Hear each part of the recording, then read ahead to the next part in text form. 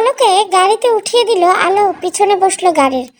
আলো ভেবেছিল ঈশান হয়তো গাড়িতে ওর সাথে কথা বলতে চাইবে, কিন্তু কোনো কথাই বলল না ঈশান। নিশু বলে দেওয়া ঠিকানায় এসে গাড়ি থামালো। ঈশান এমন নীরবতায় কিছুটা বিস্ময়কর লাগলো আলোর কাছে। গাড়ি থেকে নেমে সৌজন্যমূলক ধন্যবাদ জানিয়ে গেটের ভিতর চলে গেল আলো। রাত 12টা। শ্রাবণ ফোন দিল ঈশানকে। হ্যালো, কিরে পার্টি কেমন এনজয় করলি? ভালো। তোর গলাটা এমন শোনাচ্ছে কেন? কিছু না, এমনি ক্লান্ত লাগছে অনেক। তুই তো সহজে ক্লান্ত হয়ে পড়ার ছেলে না। আজ একটু কেমন জানি লাগছে। শরীর খারাপ নাকি? না না। তাহলে কি ওখানে কিছু হয়েছে? না। আচ্ছা তাহলে রেস্ট নে। একটা ফ্রেশ ঘুম হলে সব ঠিক হয়ে যাবে। তুই কি কিছু বলবি? না, একটা থিম নিয়ে কথা বলতে চেয়েছিলাম। বল। না থাক, তুই বরং রেস্ট নে, কাল দেখা হলে সামনাসামনি বলবো। আচ্ছা তাহলে রাখছি, ওকে। রাত 3টায় কিছুতেই ঘুম আসছে না ঈশানের। নিজের মনে অনেক প্রশ্নের উদয় হচ্ছে তার। তার উত্তর সব এলোমেলো হয়ে ভাসছে, যেন তার সামনে মাথাটাও প্রচণ্ড ধরেছে। বিছানা থেকে উঠে এক মগ কফি বানালো ঈশান। তারপর কফি নিয়ে ব্যালকনিতে এসে বসলো। রাতটাও আজ অন্ধকারময়, কিছুতেই স্বস্তি পাচ্ছে না ঈশান। পরের দিন বিকালবেলা আবারও একাডেমিতে হাজির হলো শ্রাবণ। আজ আর অপেক্ষা করতে না, কাউকে কিছু আলোর ব্যাপারে জিজ্ঞাসা করতে হলো না। আলোকে সেখানে পেয়ে গেল শ্রাবণ। এই যে ম্যাডাম। শ্রাবণ ডাক শুনে আলো ফিরে তাকালো শ্রাবণের দিকে। আপনি আজকে আবার? গল্পটা যে অসম্পূর্ণ রয়ে গেল, আজকে বাকিটা শোনার ভাগ্য হবে আমার। আচ্ছা শোনাবো, আজ হাতে সময় আছে। ধন্যবাদ ম্যাডাম। ম্যাডাম ম্যাডাম কি করছেন? আমি আপনার চেয়ে বয়সে ছোট হব, তা আপনি শিল্পী মানুষ বলে কথা। আচ্ছা এত ফর্মালিটি না হলেও চলবে। আচ্ছা তাহলে কি আমরা কালকে জায়গাটা বসবো নাকি অন্য কোথাও? ওইখানেই ভালো। আপনি গিয়ে বসুন, আমি আসছি। ওকে ধন্যবাদ। শ্রাবণ গিয়ে বসলো গতকালের জায়গাটা। 10 মিনিট পর আলো এলো সেখানে। বসতে বসতে বলল, বলুন কি জানতে চান? ওই যে আপনার বাবার বিষয়ে এসে থেমেছিলেন। ও আচ্ছা শুনুন তাহলে আমার জীবন কাহিনী। যদি আমি এগুলো কাউকে বলতে স্বাচ্ছন্দ্য বোধ করি না, তবুও আজ আপনাকে বলতে ইচ্ছা করছে। তারপর আলো এখন পর্যন্ত যার জীবনের ঘটনাগুলো সব বলল শ্রাবণকে। শ্রাবণ ভাবতো তার জীবনটা হয়তো কষ্টে, তাকে প্রতিদিন অন্যের বাসায় পড়াতে যেতে হয়। ইচ্ছে হলে যে কোনো কিছু করতে পারে না, আর এই সেই অনেক সমস্যা।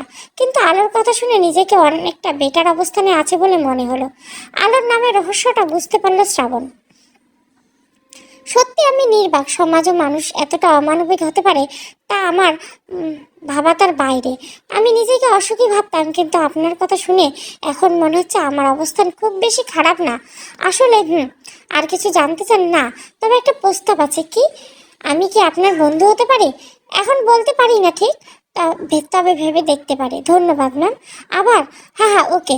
সন্ধ্যাবেলা ঈশানের সাথে দেখা করার কথা ছিল শ্রাবণের, কিন্তু আলোর সাথে কথা বলতে বলতে সন্ধ্যা হয়ে যায়। এর মধ্যে ঈশান 2বার ফোন দিয়েছি, ধরেনি শ্রাবণ। আবার ফোন দিল ঈশান। এবার কলটা রিসিভ করলো শ্রাবণ। হ্যালো, কিরে তুই কই? আমাদের না এখন দেখা করার? সরি দোস্ত, একটা কাজে আটকে গেছি, কাল দেখাবে। আচ্ছা। কথা বলা শেষ করে আবার আলোর সামনে এসে বসলো শ্রাবণ। তারপর আর কি বলেন? আমি তো এতক্ষণ থেকে বলছি, আপনার সম্পর্কে তো তেমন কিছু বললেন না। আমার কি মধ্যবিত্ত পরিবারের ছেলে, পড়াশোনা শেষের পথে। তারপর পরিবারের দায়িত্ব নেবার জন্য খুঁজতে হবে চাকরি, শখ ফটোগ্রাফি করা। এটা নিয়ে সামনে এগোনোর ইচ্ছে আছে, কিন্তু পারবো কিনা জানি না। চেষ্টা করলে অবশ্যই পারবেন। আশাবাদী। আপনার ছবি ওঠার হলে বলবেন, এই ক্ষুদ্র ফটোগ্রাফারকে চেষ্টা করে দেখবো ভালো তুলতে পারি কিনা। আহা, আমার ওসব তেমন ভালো লাগে না। এটা কি বললেন? কোনো মেয়ের ছবি ওঠাতে ভালো লাগে না এই প্রথম শুনলাম। আমার বন্ধু তো ছবি তোলার জন্য আমাকে পাগল করে ফেলে। ও তাই? তাহলে তো বোঝা যাচ্ছে আপনি ভালো ফটোগ্রাফার। না না, তেমন কিছু না। আচ্ছা অনেকক্ষণ তো হলো, এবার উঠি, আমার একটা টিউশন আছে। ও কোথায়? ওই তো সামনের গলিতে। ও আমিও ওই দিকে যাবো, একসাথে যাওয়া যাবে। আচ্ছা চলেন। চারিদিকে একটু একটু আধার ঘনিয়ে আসছে। শ্রাবণ ও আলো চলছে পাশাপাশি। সামনে একজন ঝালমুড়িওয়ালাকে দেখা গেল। শ্রাবণ আলোকে জিজ্ঞাসা করলো, ঝালমুড়ি খাবেন? হ্যাঁ খেতে পারি, দাঁড়ান নিয়ে আসছি। আচ্ছা, নাগামরিচ থাকলে দিতে বলেন। বেশি ঝাল খান? কিছুক্ষণ পর ঝালমুড়ি নিয়ে ফিরে আসলো শ্রাবণ। একটা কাগজের ঠোঙা এগিয়ে দিয়ে আলোর দিকে আর বলল, মরিচ দেখে খান। আলো মরিচ না দেখে খাওয়া শুরু করলো। অবাক হলো শ্রাবণ, এত ঝাল কেউ খায়? ঝাল লাগছে না? না, এর চেয়ে বেশি ঝাল আমি খেতে পারি। বলেন কি? চলুন যাওয়া যাক। ঝালমুড়ি খেতে খেতে আবারও পাশাপাশি হাঁটতে শুরু করলো শ্রাবণ ও আলো। কিছুক্ষণ পর আবারও ফোন বেজে উঠলো শ্রাবণ। ফোন বের করে দেখলো দিয়া কল করেছে। একটু সরে কলটা রিসিভ করে শ্রাবণ, হ্যালো, কোথায় তুই? পড়াতে যাচ্ছি। আজ বাদ দে। কেন? আমি আজ রান্না করেছি, সবাইকে আসতে বলছি। ওরা আসছে, তুই আয়, জমিয়ে আড্ডা হবে। তুই কি রাখবি তা আমার জানা আছে, এসে দেখ। সরি রে, আজ আসতে পারবে না মানে? পরে কল দিচ্ছি, রাখি বলে ফোন কেটে দিল শ্রাবণ। শ্রাবণ না শুনে মন খারাপ হয়ে গেল দিয়ার। কি হলো, স্পেশাল কেউ ফোন দিচ্ছে নাকি বারবার? না না, তেমন কিছু না, ফ্রেন্ড একটা। ও, তারপর বলুন। আর কি বলবো, যা ইচ্ছে, খুঁজে পাচ্ছি না তেমন কিছু। ও, তা আপনার ভাবনার কি শেষ হলো? কিসের বন্ধু বানানোর? না, আর একটু সময় লাগবে। ও, এই তো আমার স্টুডেন্টের বাসা। আজকে কি কোনো কন্ট্যাক্ট নাম্বার না দিয়ে চলে যাবেন? শ্রাবণের কথা শুনে একটু চিন্তায় পড়ে গেল আলো। কিছুক্ষণ ভেবে শ্রাবণের সামনাসামনি এসে আলো বলল, মোবাইল নাম্বারটা দিন। শ্রাবণ নিজের মোবাইল ফোন পকেট থেকে বের করে এগিয়ে দিল আলোর দিকে। তারপর আলো নিজের নাম্বার ডায়াল করে শ্রাবণের ফোন থেকে। ধন্যবাদ শ্রাবণ, আচ্ছা আসি বলে চলে গেল আলো। ঈশান, নিলয়, প্রমি সবাই উপস্থিত দিয়ার বাসায়। দিয়া আজকে একটি ইটালিয়ান আইটেম রান্না করছে। সবাই সেটা খাবার জন্য উৎসুক হয়ে আছে, কিন্তু শ্রাবণ এখনো এলো না, তার জন্য অপেক্ষা করছে। কিরে ঈশান, শ্রাবণ কোথায়? প্রমি, জানি না। ঈশান, তোর সাথে না প্রতিদিন সন্ধ্যা দেখায়, আজও বললো কি কাজ আছে। দিয়া তোকে কি বলেছে? ব্যস্ত বললো, তারপর আবার বললো পরে ফোন দিবে, আর ফোন দিল না দিয়া। হঠাৎ কি এত ওর বিশেষ বিশেষ কাজ শুরু হলো? হয়তো ওই পেইন্টারের পিছনে পড়ে আছে। হা হা। নিলয়, পেইন্টার আবার কে? দিয়া। ওই যে সেদিন এক্সিবিশনে একটা পেইন্টের দিকে চেয়েছিল, ও আমাকে বলেছিল একটা ফটোগ্রাফি কম্পিটিশন আছে, সেটা নিয়ে অনেকটা সিরিয়াস দেখেছিলাম, তাই নিয়ে হয়তো আছে। ঈশান, বুঝলাম, কিন্তু তোকেও আজকে একটু অন্যরকম লাগছে। কি ব্যাপার রে ঈশান? প্রমি, আমাকে আবার কেমন লাগবে? আই এম ওকে। তোদের কি ব্যাপার স্যাপার বাপু ঠিক বুঝি না। শ্রাবণ আবার ফোন দিল, করতে দিয়ে। নিলয়, তাই করি, বেশিক্ষণ দেরি করলে আমি আর অপেক্ষা করতে পারবো না, আমি খেয়ে ফেলবো। দিয়া আবার ফোন দিল শ্রাবণকে। হ্যালো, কিরে তুই কি আসবি না? আমি টিউশনে আছি রে। কতক্ষণ লাগবে? আরো 30 মিনিট। ভালো, এখানে সবাই তোর জন্য অপেক্ষা করে বসে আছি। আর তুই? সরি দোস্ত, খাওয়া দাওয়া কর, আড্ডা দে, আমি শেষ করে আসছি। তোর যেমন ইচ্ছা বলে রাগে ফোন কেটে দিল দিয়া। কি বললো শ্রাবণ? প্রমি, ওর আসতে দেরি হবে, আমি আর অপেক্ষা করতে পারবো না, যা খাবার নিয়ে আয়। দিয়া মুখ ভার করে খাবার আনতে রান্নাঘরের দিকে গেল। দিয়া তৈরি আইটেম দেখতে খুব সুস্বাদু মনে হচ্ছে, কিন্তু এর স্বাদ নিয়ে যথেষ্ট সন্দেহ আছে প্রমি আর ঈশানে। দেখতে তো সুন্দর লাগছে, খাওয়া যাবে কি নাকি রে? দিয়া, খেয়েই দেখ। ঈশান, তুই আগে খা, আমি কোনো রিস্ক নিতে চাই না। আমিও চাই না, তুই আগে খা। ঈশান, কি শুরু করলি তোরা? আমি আগে খাচ্ছি। নিলয়, গতকালের কথা ভুলে গেলি নিলয়? প্রমির কথা শুনে আগ্রহ কমে গেল নিলয়, তবু খাবারটা টেস্ট করার জন্য নিজে একটা প্লেট হাতে নিল। বাহ, ভালোই হয়েছে নিলয়, তার মানে নিশ্চয়ই ঝাল নেই। প্রমি, তোরা তো ঝালের প্রয়োজন হলে বাসায় গিয়ে নাগামরিচ আছে এনে খা। দিয়া ঈশান এবার মুখে বলে দিল খাবারটা ভালোই বানিয়েছিস। ভালোই লাগলো, ভালো। আগে যা যা শোনালি, দীর্ঘশ্বাস টেনে বলল দিয়া। দিয়ার কথায় একসাথে হেসে উঠল সবাই। প্রায় 1 ঘন্টা পর শ্রাবণ এসে উপস্থিত দিয়াদের বাসায়। এখন আর আসার কি প্রয়োজন ছিল? দিয়া, সরি ইয়ার, লেট হয়ে গেল। দেখি কি বানিয়েছিস, দে, মুখে দেওয়া যায় কি না। সব আমরা খেয়ে ফেলেছি প্রমি, তুই যে পেটু খাবি তো। দিয়া উঠে গিয়ে শ্রাবণের জন্য রাখা প্লেটটা এনে দিল। খাবার মুখে দিয়ে শ্রাবণ বলল, এসব কবে শিখলি? শিখেছি, ভালো, ধন্যবাদ। বাহ, ভালো ফর্মালিটি শিখেছিস দেখছি। কিরে শ্রাবণ, সন্ধ্যাবেলা কোথায় ছিল? একটু ব্যস্ত ছিলাম। ও, পড়ানো থেকে বেরিয়ে আলোকে একটি মেসেজ দিয়ে রেখেছিল শ্রাবণ, কিছুক্ষণ পর সেটার উত্তর এলো। সবার সামনে থেকে মেসেজে ব্যস্ত হয়ে পড়লো শ্রাবণ। পমি বিষয়টা লক্ষ্য করে জিজ্ঞাসা করলো, কিরে শ্রাবণ, এমন ঘাটছিস ফোনে? একটু আগেই তো এলি, আবার ফোন নিয়ে শুরু হয়ে গেলি। একটা জরুরি বিষয়, আমাকে এক্ষুনি চলে যেতে হবে। সরি ইয়ার, তোরা আড্ডা দে, কাল দেখাবে বলে উঠে চলে গেল শ্রাবণ। দিয়া তখনও রান্নাঘরে। দিয়াকে বলে যায়নি সে শ্রাবণে এমন ব্যবহারে ভাটা পড়লো সবার আনন্দ আড্ডায়। দিয়া বাসা থেকে বেরিয়ে আলোকে কল দিয়ে শ্রাবণ। কথা বলতে বলতে এগিয়ে চলল বাসার উদ্দেশ্যে। আলো শহরে আসার পর কোনো ছেলের সাথে বন্ধুত্ব করেনি, কিরকম একটা ভয় সংকোচ কাজ করতো তার মনে গ্রামের সেই ঘটনার পর থেকে। কিন্তু নিলয়ের সাথে কথা বলার বেশ উৎসাহ খুঁজে পাচ্ছিল আলো। ভালোই লাগছিল মুহূর্তগুলো। কিছুদিন পর আলো ও শ্রাবণের মধ্যে বেশ ভালো সম্পর্ক গড়ে উঠছিল। দেখা হয়েছে বেশ কয়েকবার এই একাডেমিতে, কিন্তু এখনও আলোর সম্পর্কে নিজের ফ্রেন্ডদের কিছু বলেনি শ্রাবণ।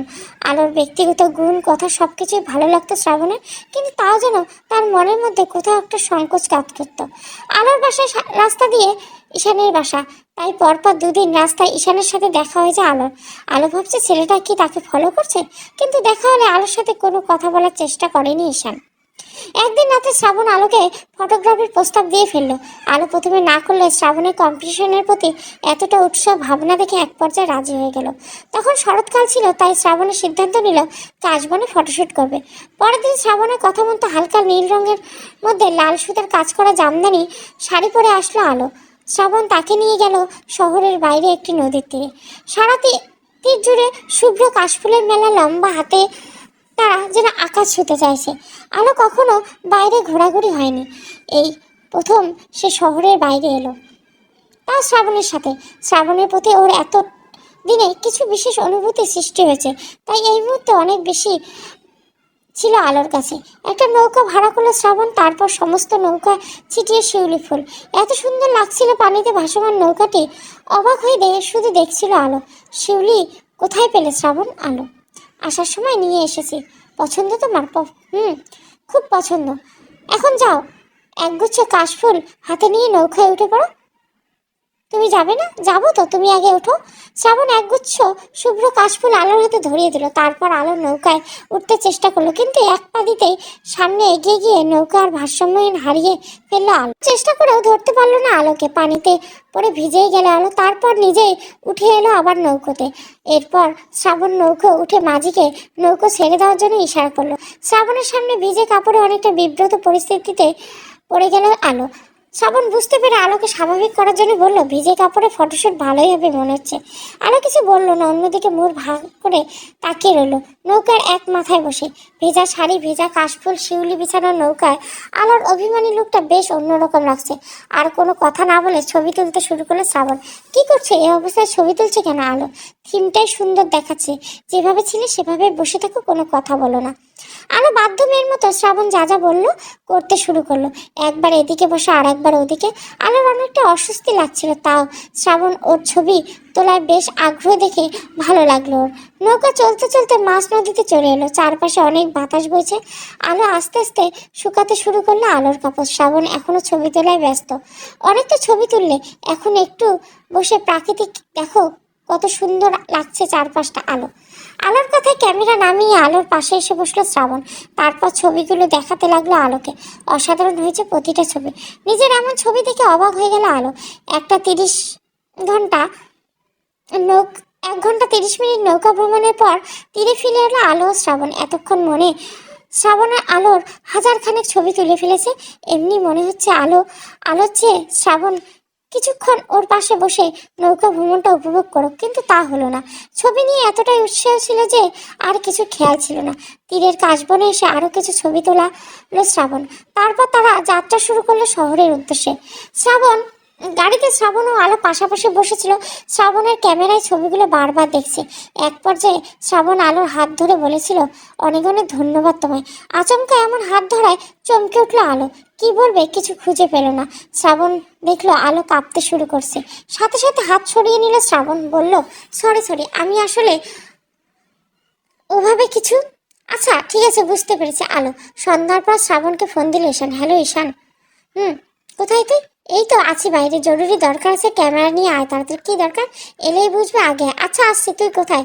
আমাদের আড্ডার জায়গা আছে, আয়। আচ্ছা 20 মিনিট পর শ্রাবণ এসে উপস্থিত ঈশানের কাছে। কিরে এত জরুরি দরকার? শ্রাবণ বাইকে উঠে পর, একটা জায়গায় যেতে হবে। এখন কোথায় যাবে? একটা বিয়ের অনুষ্ঠানে। এখন আবার কার বিয়ে? আমার এক আন্টি। তুই যা, আমি যেতে পারবো না। আরে তোকেই তো দরকার। কেন? ওরা যে ফটোগ্রাফারকে আসতে বলেছিল সে হঠাৎ না করে দিয়েছে। এখন আর কাউকে পাওয়া যাচ্ছে না। আমি সারাদিন বাইরে ছিলাম, অনেকটা ক্লান্ত। তার উপরে স্টুডেন্ট দুইটারই পরীক্ষা। আজ কিছু বাদ দেওয়া যাবে না। মাত্র 2 ঘন্টা লাগবে, চলে আয় না। না রে, তুই বরং ক্যামেরা নিয়ে যা, তুইও তো ভালো ছবি তুলতে পারিস। পরে আমায় ক্যামেরা দিয়ে দিস। আচ্ছা তাহলে আর কি করা, দে ক্যামেরা। শ্রাবণের ক্যামেরাটা ঈশানের কাছে দিয়ে দিল আর ঈশান তারপর চলে গেল বিয়ে বাড়িতে। টিউশনে আসার পর হঠাৎ শ্রাবণের খেয়াল হলো আলোর সব ছবি ক্যামেরা আছে। সে কেন মেমোরিটা খুলে ঈশানকে দিল না?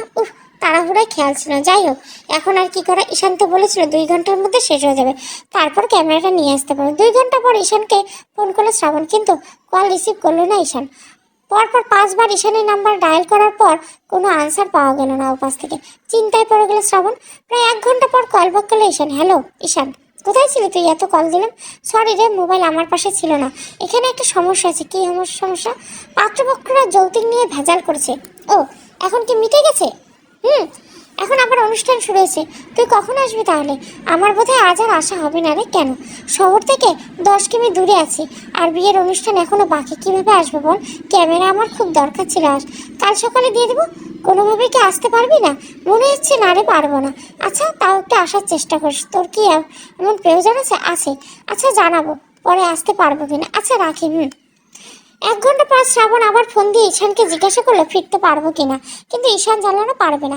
ঈশান অবাক হলো, এটা ভেবে যে ক্যামেরা দিয়ে এক রাতে কি করে ফেলবে। শ্রাবণ এত উতলা হচ্ছে। সবকিছু শেষ করে ক্লান্ত হয়ে ঘুমাতে এলো ঈশান।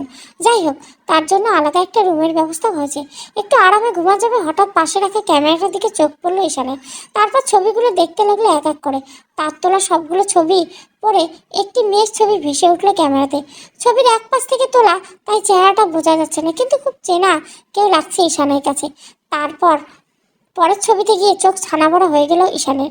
কাকে দেখছে সে? প্রায় 2 ঘন্টা পর আলোর ছবিগুলি একটার পর একটা দেখলো ঈশান। শ্রাবণের সাথে আলোর পরিচয় কিভাবে? আর শুধু পরিচিত হয়ে কেউ কি এরকম ছবি তোলায় কাউকে দিয়ে? শ্রাবণ তো আলোর কথা কখনো বলেনি কাউকে। কেন বললো না? কি সম্পর্ক ওর সাথে আলোর? এই সময় প্রশ্নগুলো রাতে ঠিক মতো ঘুমাতে দিল না ঈশানকে। অনেকবার ভেবেছিল শ্রাবণকে ফোন করে জিজ্ঞাসা করবে, কিন্তু আবার মনে হলো এতদিন যেহেতু শ্রাবণ বলেনি, এখনো পরিষ্কার উত্তর পাওয়া যাবে না। এর চেয়ে সরাসরি কথা বলাটাই উত্তম হবে। আলো ছবিগুলো থেকে চোখ সরাতে পারছিল না ঈশান। ইচ্ছে হচ্ছে সবগুলো ছবি নিজের কাছে রেখে দিতে, কিন্তু তা করা ঠিক হবে না। অন্যের ছবি পারমিশন ছাড়া নেওয়া ঠিক নেই। তা মন মানল না ঈশানের। ক্যামেরা থেকে মেমোরি কার্ড করে নিজের ফোনে কপি পেস্ট করে রাখলো সব। রাতের খাওয়া দাওয়া শেষ করে তাড়াতাড়ি ঘুমিয়ে পড়ার অভ্যাস আলোর, কিন্তু আজ আর কিছুতেই ঘুম আসছে না। বারবার বিকেলবেলা সেই মুহূর্তগুলোর কথা মনে পড়ছে। শ্রাবণের সাথে কথা বলতে ইচ্ছে করছে, কিন্তু আজ আর শ্রাবণ তেমন ফোন দিল না। আসার পর শুধু একবার ফোন দিয়ে জিজ্ঞাসা করছিল বাসায় ঠিক মতো ফিরছি কিনা। তারপর আর কোনো খবর নেই। আলো ভাবলো নিশ্চয়ই ছবিগুলো দেখছে শ্রাবণ আর কাজ করেছে সেগুলোতে, কিন্তু ছবিগুলো কি আলো নিজে দেখবে না? শ্রাবণ তো সেগুলো সোশ্যাল অ্যাপে দিতে পারতো আলোকে। একবার কি ওকে ফোন দিয়ে বলবো দেওয়ার কথা? এসব ভাবতে ভাবতে ফোন দিয়েই দিল। হ্যালো শ্রাবণ, কি করছো? আলো: এই তো ঘুমাতে আসলাম। তুমি এখনো ঘুমাইনি? না, ঘুম আসছে না। কেন? জানি না। ও, আমাকে ছবিগুলো দিলে না?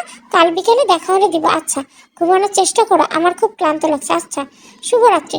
শুভরাত্রি। আর সব কিছুর জন্য আবারও থ্যাঙ্কস আলো। It's okay. সকাল 8টার দিকে ফোন দিয়ে ঈশানকে ঘুম থেকে তুলল শ্রাবণ। হ্যালো। ঘুম ঘুম কোনটা বললো ঈশান। এখনো উঠিসনি? তাড়াতাড়ি শহরে আয়, আমার ক্যামেরাটা দরকার। আচ্ছা আসছি 10টার মধ্যে। ওকে।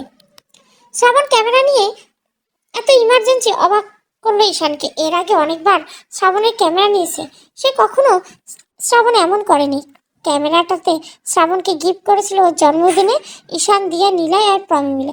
খুব খুশি হয়েছিল সেদিন শ্রাবণ। নিজের কোনো কথাই কখনো ঈশানের কাছে লুকিয়েছে বলে মনে হয় না। সেই শ্রাবণ যেন হঠাৎ কেমন হয়ে গেল। রাত 10টায় একটি কফি শপে ঈশানের জন্য অপেক্ষা করেছিল শ্রাবণ। ঈশান সেখানে পৌঁছালো 10টা 10 মিনিটে। তারপর ক্যামেরা শ্রাবণের দিকে এগিয়ে দিতে বলল, কিরে হঠাৎ এত তোর ক্যামেরা ইমার্জেন্সি কাজ পড়ে গেলো? বললাম না কম্পিটিশন ওটার জন্য। ও, একটা মেয়েকে ছবি দেখলাম। কে রে মেয়েটা? সবগুলো দেখেছে? কেন, দেখা উচিত হয়নি? না, তা বলিনি। ও আলো, আমার বন্ধু। তোর কবেকার বন্ধু? কই, আগে তো কখনো বলিসনি। কয়েকদিন হলো পরিচয় হবে, তোকে বলবো বলবো করে বলা হয়নি। ও, তা তোকে নিয়ে ফটোশ্যুট করিয়েছে নাকি? না না, আমি অনুরোধ করেছি ছবি তোলার জন্য। কেন? বলেছিলাম না একটু ভিন্ন থিমে চিন্তা করছি, একটা ছবি দেখাই তোকে, দেখ তো এটা কেমন লাগে। শ্রাবণ ক্যামেরা থেকে আলোর একটি ছবি, ভেজা শাড়ির একটি ছবি দেখালো ঈশানকে। লাল নীলের ভেজা জামদানি শাড়ির নৌকায় এক মাথায় অভিমানী চোখে এক তরুণী তাকিয়ে আছে নদীর স্বচ্ছ জলের দিকে। খোলা নীল আকাশের স্বচ্ছ প্রতিবিম্ব নদীর জলে ফুটে উঠেছে অনেক সুন্দর ভাব। দূরে নদীর তীরে দেখা যাচ্ছে সারি সারি সবুজ গাছপালা। তরুণীর হাতে একগুচ্ছ শুভ্র কাশফুল, চারিপাশে ছড়ানো অসংখ্য শিউলির ছবির সৌন্দর্যকে আরও কয়েক গুণ বাড়িয়ে দিচ্ছে। সব মিলিয়ে অসাধারণ হয়েছে ছবিটা, কিন্তু এটা ক্যাপশনে যাবে না, কম্পিটিশনে যাবে, এটা ঠিক ভালো লাগছে না ঈশানের কাছে। কারণ ভেজা শাড়ির পেছনে আলোর পেটের এক পাশটা দেখা যাচ্ছে খানিকটা। যদি এসব যুগের খুব স্বাভাবিক বিষয়, তবুও পাবলিক প্লেসে সবাই দেখবে, এটা ভাবতে ভালো লাগছে না ঈশানের। কিন্তু এসব বিষয়ে কথা বলার কোনো অধিকার নেই তার। কিরে, কেমন ছবিটি? কিছু বলছিস না যে? ভালোই, কিন্তু আবার কি? আরও তো সুন্দর সুন্দর ছবি আছে দেখলাম। কিন্তু এটাই বেস্ট হবে, এডিটিং করলে পুরো অস্থির লাগবে। তুই যা ভালো বুঝিস তা। কোথায় হলো এই মেয়েটার সাথে পরিচয়? ওই যে একাডেমি এক্সিবিশন দেখতে গিয়েছিলাম, আর একটা পেন্টিংয়ের আমার মনে ধরেছিল। এই সেই পেন্টিংয়ের শিল্পী। ওই পেন্টিং ইনি এঁকেছেন, দেখে তো বোঝা যায় না। আচ্ছা আমি আসি রে, কফি খেয়ে যা। না রে তুই খা, আমার অনেক কাজ আছে। আচ্ছা তাহলে। কফি শপ থেকে বেরিয়ে বাসার উদ্দেশ্যে রওনা দিল ঈশান। মাঝ রাস্তায় হঠাৎ লোকজনের ভিড় দেখে ভাই এক পাশ দাঁড় করিয়ে এগিয়ে গেল ভিড়ের মাঝে। লোকজনকে সরিয়ে ভেতরে দেখলো একজন বয়স্ক ভদ্রলোক রক্তাক্ত অবস্থায় রাস্তায় পড়েছে। একটি মেয়ে ওনার চোখে মুখে জল ছিটানো জ্ঞান ফেরানোর চেষ্টা করছে। প্রথমে মেয়েটির মুখ ঠিকমতো দেখতে পায়নি ঈশান, আর একটু সামনে এগিয়ে যেতে দেখতে পেল মেয়েটি আর কেউ নয়, আলো। অনেকক্ষণ চেষ্টা করার পরে জ্ঞান ফেরানো গেল না লোকটা। তারপর আলো তাকে নিয়ে হাসপাতালে যাওয়ার জন্য আশেপাশে লোকজনের সাহায্য চাইল, কিন্তু কেউ এগিয়ে এলো না। অবশেষে সাহায্য করতে এগিয়ে এলো ঈশান। একটা গাড়ি ডেকে আলো ঈশান ধরাধরি করে লোকটাকে একটি হাসপাতালে নিয়ে গেল। তারপর ঈশান ওনার চিকিৎসার সব ব্যবস্থা করলো। 1 ঘন্টা পর মোটামুটি সুস্থ হয়ে উঠলো ভদ্রলোক। এতক্ষণ আলো ও ঈশান লোকটার পাশেই বসেছিল, কিন্তু কেউ কারোর সাথে কথা বলেনি। ছোটাছুটিতে অনেকটা ক্লান্ত দেখাচ্ছিল আলোকে। ঈশান একবার চাইছিল আলোকে কিছু খাবার অফার করতে, কিন্তু পরক্ষণে আবার কি ভেবে বললো না কিছু। কিছুক্ষণ পর ডাক্তার এসে বললো যে ওনার এখন বাড়ি নিয়ে যাওয়া যাবে। ঈশান ভদ্রলোককে জিজ্ঞাসা করলো, চাচা আপনার বাসা ঠিকানা বলতে পারেন? হ্যাঁ সূচক মাথা নাড়ানো ভদ্রলোক। তারপর আস্তে আস্তে ঈশানকে নিজের ঠিকানা বলে দিলেন। আলো ঈশান ওনাকে বাড়ি পৌঁছে দিলেন। ওদের প্রতি বিশেষ কৃতজ্ঞতা জানালেন ভদ্রলোক। আরও খেয়াল করলো ভদ্রলোকের বাসায় কেউ নেই। উনি বেশ অসুস্থ, বাসার কাউকে তো ডাক্তার যা বলেছে তার ওষুধপত্র সব বুঝিয়ে দিতে হবে। তাই আলো জিজ্ঞাসা করলেন, আপনার বাসায় কাউকে দেখতে পাচ্ছি না, কেউ নেই? আমি একাই থাকি। এই বয়সে একা কীভাবে? ছেলে মেয়ে স্ত্রী আপনার কোথায়? সবাই যার যার মতো চলে গেছে বলে দীর্ঘশ্বাস ফেললো ভদ্রলোক। কোথায় গেছে? স্ত্রী মারা গেছেন অনেকদিন আগে। 2 ছেলে ছিল, বড় বউ নিয়ে বিদেশ চলে গেছে। আমার কোনো খোঁজ খবর নেয় না। আর ছোটজন দিন দিন খারাপ পথে এগোচ্ছে। ইচ্ছে হলে বাসায় আসে, নয়তো না। বলেন কি? তাহলে খাওয়া দাওয়া হয় কীভাবে আপনাদের? মহিলা একজন এসে রান্না করে দিয়ে যায়। আজকে ওই অবস্থা কীভাবে হলো? ঈশান, সব আমার কপাল বাবা। জীবনে অনেক পাপ করেছি, তার ফল ভোগ করেছি। এখন এই অবস্থা আমার ছেলেটাই করেছে। ওকে বুঝি বাসায় আনতে গিয়েছিলেন, কিন্তু আমাকে সবার সামনে রাস্তায় ধাক্কা মেরে ফেলে দেয় বলে কান্নায় ভেঙে পড়লেন ভদ্রলোক। ঈশান কি বলবে খুঁজে পেল না। এতটা অমানুষ কেউ হয় কিভাবে? আপনি অসুস্থ, এখন আপনার দেখাশোনা কে করবে তাহলে? আগে এসব বললেন না কেন? তাহলে তো হাসপাতালে থাকার ব্যবস্থা করে যেত। আমার আর ভালো হওয়ার ইচ্ছে নেই মা, মরে গেলেই যেন শান্তি পায়। এভাবে কেন বলছেন? আপনি বরং আমার সাথে চলুন, আমাদের বাসায় 2 দিন থেকে সুস্থ হওয়ার পর এখানে আসবেন। না মা, তোমাদের আবার আমার জন্য অসুবিধায় পড়তে হবে। আলোর মানবিকতা দেখে খুব ভালো লাগলো ঈশানকে। সত্যি মেয়েটা অনেক ভালো, ছবিও দারুণ আঁকে, তা জানা ছিল না। নিশু এ ব্যাপারে তো কিছুই বললো না। যাই হোক, আজ আবার এক্সিবিশনে গিয়ে ছবিটা ভালো করে দেখে আসবে, এই ভাবলো ঈশান মনে মনে। ভদ্রলোক প্রথমে আলোদের বাসায় যাবার জন্য রাজি না হলে আলো ওনাকে রাজি করিয়েই ছাড়লো। আমি কি আপনাদের পৌঁছে দেবো ঈশান? না আমি একাই পারবো। আলো, বুঝেছি। তোমাকে কত টাকা খরচ হয়েছে বাবা হাসপাতালে? ভদ্রলোক, ও কিছু না, এসব ফেরত দিতে চেয়ে কষ্ট দিবেন না। আপনি আমার বাবা বা বয়সে এইটুকু করতে পারে আমার ভালোই লাগছে। আমার ছেলেগুলো যদি তোমার মতো হতো বাবা, চিন্তা করবেন না, সব ঠিক হয়ে যাবে। আলো ভদ্রলোককে নিয়ে বাসায় আস্তে আস্তে দুপুর পেরিয়ে গেল। খিদে পেয়েছে খুব। আজ এক্সিবিশনের চূড়ান্ত ধাপে কোনো পেন্টিং যাচ্ছে তার রেজাল্ট, তাই সকাল সকাল যেতে চাইছিল আলো, কিন্তু এখন মনে হচ্ছে আজ আর যাওয়া হবে না। বাসায় কি রান্না হয়েছে কে জানে, ভদ্রলোককে তো খাওয়াতে হবে। কলিং বেল বাজানোর পর আলোর মা দরজা খুলল।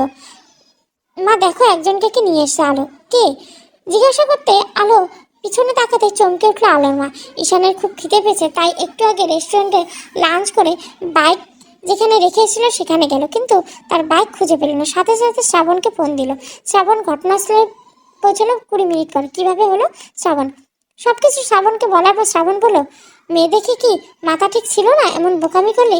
মেয়ে দেখার কি, যা তা কথা বলছিস। হা, যা গেছে তার আশা করে লাভ নেই। থানায় একটা জিডি করতে, তারপর নতুন বাইক কেনার প্রস্তুতি নেই। তোর তো আবার বাইক ছাড়া চলে না। এখনই কি বেচল? এখনই। আয়। আচ্ছা, যেমন তোর মর্জি। আলো দেখলো ওর মা আর ভদ্রলোক দুজনে একে অপরকে দেখে চমকে গেছেন। তার মানে কি ওরা পূর্ব পরিচিত? মা, তুমি ওনাকে চেনো নাকি? আলোর মা প্রথমে কোনো উত্তর না দিয়ে 2টা পায়ে ভিতরে চলে গেলেন। কি হলো মা, এভাবে চলে গেলেন কেন? আপনি কি চেনেন না কে? আলো কথাটা বলার পর ভদ্রলোকের চোখের জল দেখা গেল। উনি জিজ্ঞাসা করলেন, তোমার নাম কি? আলো, আপনি কি করে জানলেন? লোকটা আবারও কান্নায় ভেঙে পড়লেন। আলো ওনাকে ভেতরে নিয়ে এসে বসালো, তারপর দরজা লাগিয়ে দিয়ে আবার ওনার কাছে গিয়ে বললেন, আপনি এভাবে কান্না করছেন কেন, আর আমাকে এবার কিভাবে চিনলেন? আমি কিছু বুঝতে পারছি না, প্লিজ সবটা খুলে বলুন।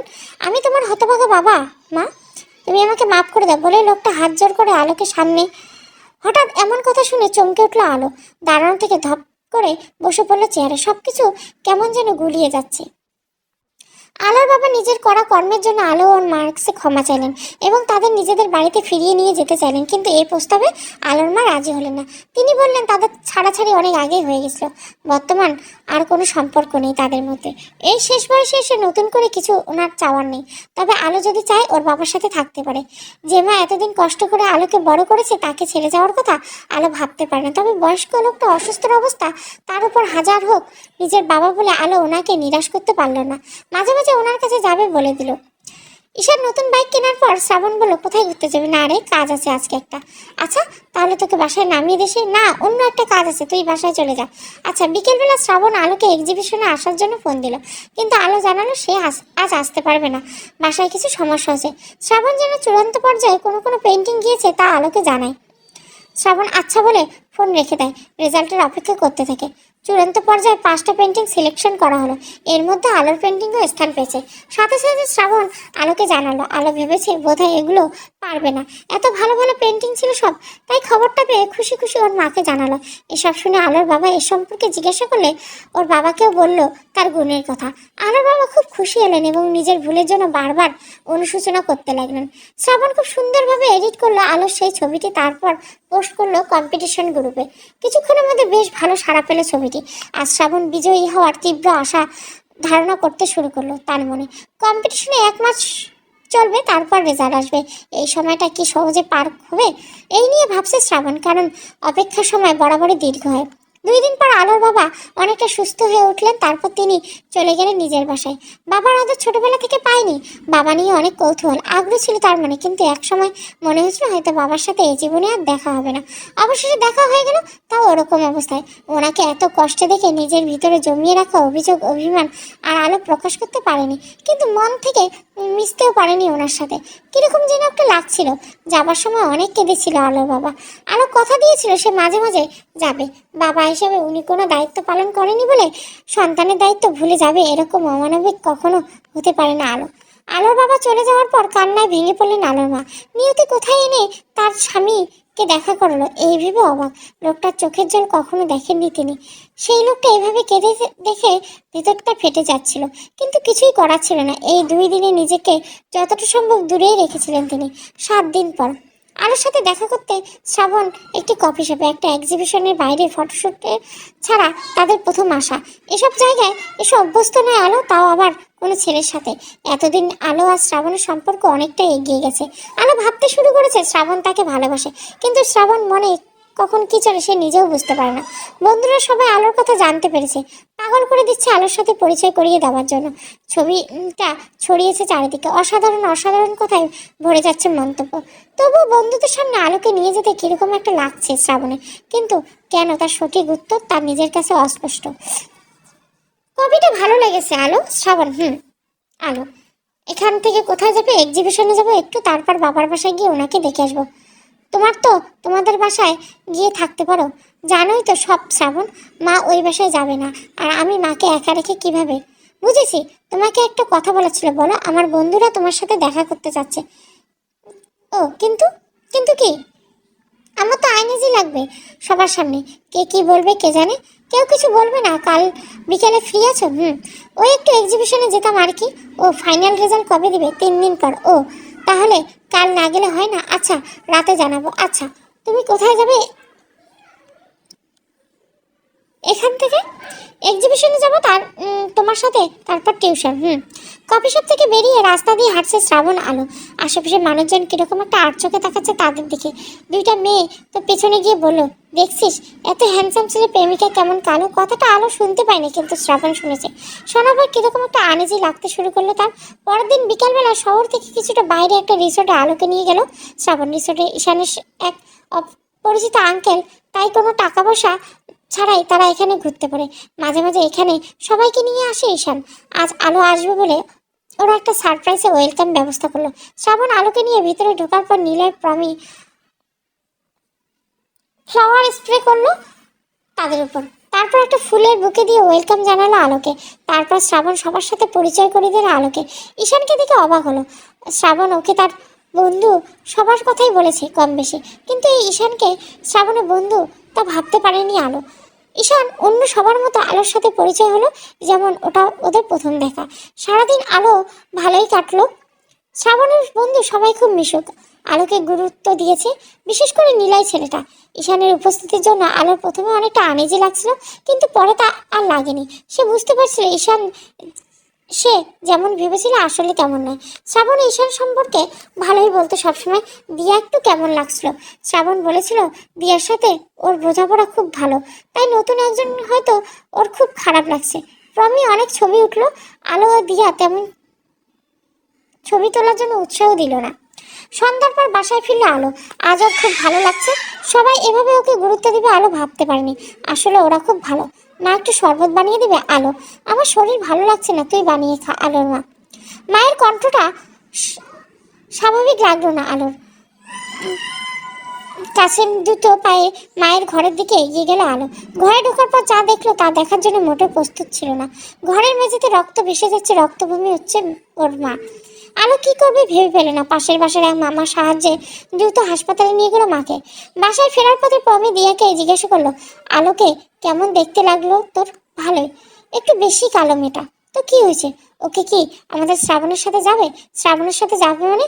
তুই কি কিছুই বুঝতে পারিস না? না তো, মেয়েটা শ্রাবণকে পছন্দ করে, আর শ্রাবণও মনে হচ্ছে। কিসব বলিস? শ্রাবণ তো বললো ওরা খুব বন্ধু। এখন তো বলবে। একথা শুনে মুখ কালো হয়ে গেল দিয়ার। হঠাৎ প্রমির হাত থেকে বিদায় নিয়ে ফোনটা বেজে উঠলো। শ্রাবণের মা ফোন দিয়েছে।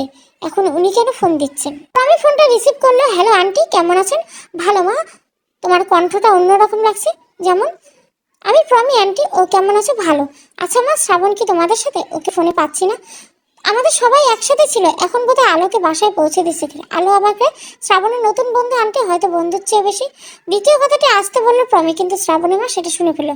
বেশি কিছু মানে? না না আন্টি, কিছু না। ও আচ্ছা, তাহলে ওর সাথে যোগাযোগ হলে বলে দিও যেন তাড়াতাড়ি ফিরতে। আচ্ছা আন্টি।